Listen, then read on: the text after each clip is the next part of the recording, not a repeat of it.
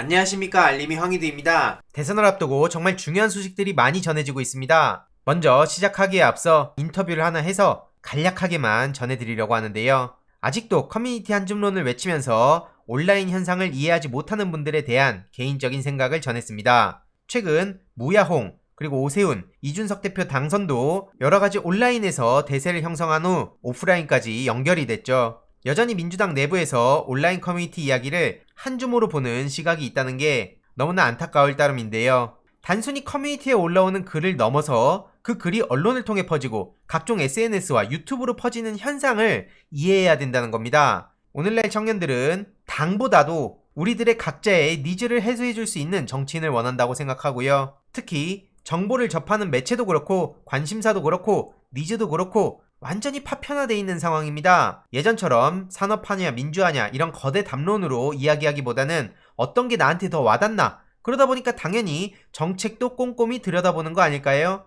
이준석, 오세훈 시장 당선 당시 청년 남성들은 일종의 효능감을 얻었고 이번에는 홍준표 의원을 중심으로 모였다가 허탈감과 실망감을 느낀 겁니다. 특히 20대 남성들은 페미니즘에 대해 조금이라도 다른 의견을 내면 여성 혐오자 취급을 받았던 게 계속해서 분노로 쌓여왔던 거죠. 그 과정에 하태경 의원은 e스포츠 쪽으로 열심히 목소리를 대변해주면서 젊은 남성들의 마음을 샀고요. 다만 이번에 하태경 의원이 윤석열 씨한테 붙으면서 청년들이 더 분노하고 이용당했다며 폭발한 상황이긴 합니다. 그 부분에 수요가 생겼으니 민주당이 그런 정서를 잘 캐치하고 이들의 마음을 돌릴 방안을 찾아야 된다는 거죠.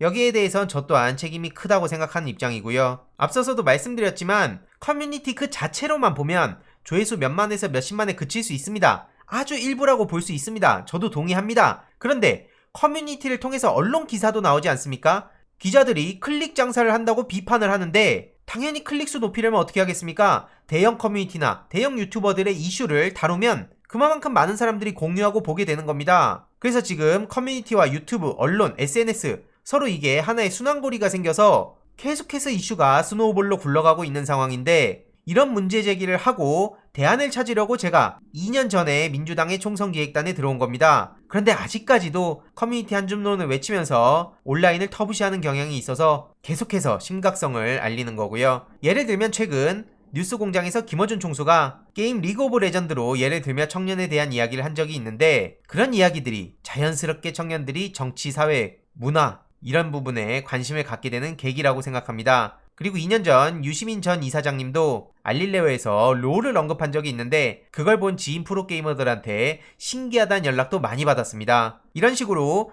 청년들이 우리들의 문화를 알고 있다는 것에 굉장히 큰 호의감을 느낀다 생각하고요. 무시당하지 않고 있다는 정서를 느끼게 해주는 게 굉장히 중요하다는 거죠. 그런 의미에서 방금 전해진 강제적 게임 셧다운제 폐지, 국회 본회의를 통과했다, 이 소식이 청년 청소년들한테는 엄청나게 중요하고 와닿는 이야기 중에 하나라는 겁니다. 셧다운제가 뭐였습니까? 국가가 강제적으로 게임을 못하게 하는 거 아니었습니까? 그 시대착오적인 법안이 11년 만에 폐지가 됐다는 거고요. 꾸준히 e스포츠에 관심을 가져온 이재명 후보님의 메시지가 나오면 참 좋겠다는 생각도 듭니다. 아무튼 자세한 인터뷰 내용은 댓글과 유튜브 커뮤니티를 통해 공유를 드릴 예정이고요. 시간 나실 때 한번 쭉 봐주시면 좋겠습니다. 물론 제 말이 전적으로 정답이라고 생각하지도 않고요. 저 또한 여기에 대해서 나몰라를 한다고 생각하지 않습니다. 제가 책임져야 할 부분, 비판받아야 할 부분 굉장히 많다고 생각하고요. 그러니까 앞으로 더 많은 민주당의 청년들이 등장할 수 있도록 발판 역할을 해야 된다고 생각하는 거고요.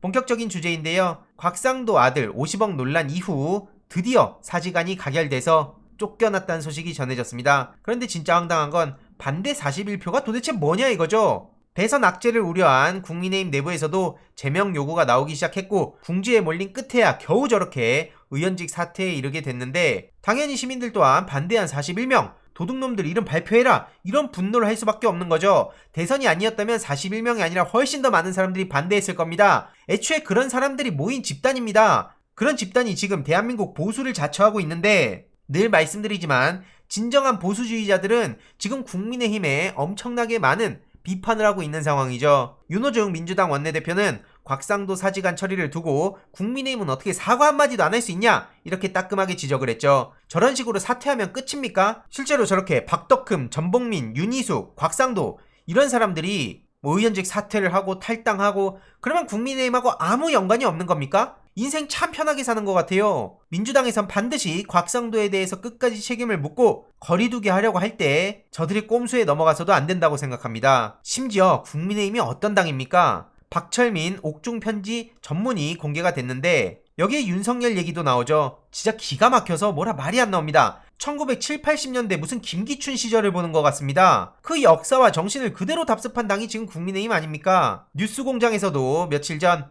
이준석 전 코마트레이드 대표가 나와서 10억을 줄 테니 허위 제보를 해달라 이런 얘기를 폭로해서 많은 논란이 되기도 했었죠. 있지도 않은 이재명 지사님 비위 사실을 공익 제보해달라. 국민의힘 검증팀에서 당신의 비리를 다 검증해놨기 때문에 협조하지 않으면 다친다. 도대체 언제까지 이런 세상에서 살아야 되냐는 겁니다. 저런 식으로 협박하고 허위 제보하고 공작하고 이게 일상인 사람들입니다. 그래서 언론을 통해 이준석 전 대표가 박철민으로부터 받았다는 편지의 일부가 공개됐는데요. 내용이 굉장히 긴데 중간중간에 저렇게 국민의힘 유력 대통령 후보까지 직접 했다. 국민의힘 땡땡 변호사한테 보내드릴 거다. 가장 잘 봐줄 곳은 저렇게 윤석열 얘기도 나오고요. 시장 또한 국민의힘에서 자리를 할 가능성이 높아 보이고 문재인 정부는 계속 정권을 잡기가 힘든 상황이라 하고 부친이 현재 국민의힘 최측근에서 일을 보고 있고 이게 도대체 무슨 상황인 겁니까? 이게 드러났음에도 불구하고 저렇게 일부 언론을 제외하고 잠잠하죠. 윤석열 입장 열심히 대변해주고 있고요. 이재명 지사는 여전히 악마화하고 있습니다.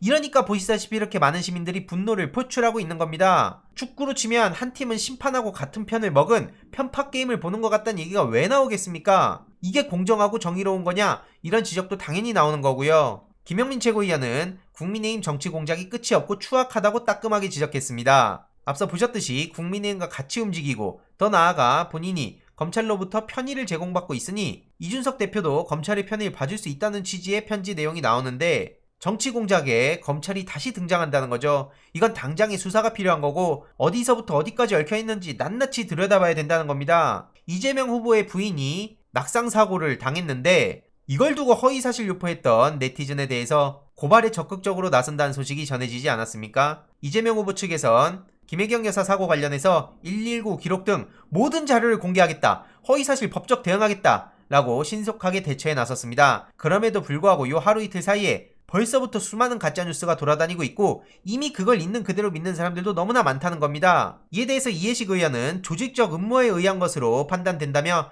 제2의 시발단 사태라고 강조했습니다. 이와 관련해서 추가로 허위사실 생산하거나 유포하면 전원 경찰 및 검찰에 고소고발 조치하겠다는 입장을 밝혔는데요. 당연히 이렇게 강하게 대응해야 됩니다. 그리고 최근 반드시 이 말 같지도 않은 글로 제대로 망신당했던 윤석열 씨가 오늘 봉하마을에 갔다는 소식이 전해졌습니다. 노무현 전 대통령을 향해 청년 세대에 사랑받은 서민 대통령이다. 이렇게 주장을 했다고 하는데 기사 내용을 보니까 과거 검찰의 무리한 수사에 대해서 사과하라는 주장도 나왔다. 이런 질문을 두고 지금 제가 검찰을 대표하는 사람이 아닌데요. 이렇게 답했다는 거죠. 심지어 그럴 생각도 없다. 이걸 보고 아주 황당해서 저도 페이스북에 글을 남겼는데요. 누가 봐도 저렇게 억지스러운 김대중 노무현 전 대통령 참배에 헛웃음만 나오면서도 한편으로는 전두환 옹호 당시 역풍 맞았던 모습과 비교해보면 여전히 김대중 노무현 대통령의 영향력이 상당히 크다는 걸 알 수 있었습니다. 물론 언제까지 과거에만 머물러선 안 되기에 변화한 시대 흐름에 발맞춰 김대중 노무현 문재인 정부의 자산과 부채를 잘 계승해서 실용적인 4기 민주정부를 만들어가는 게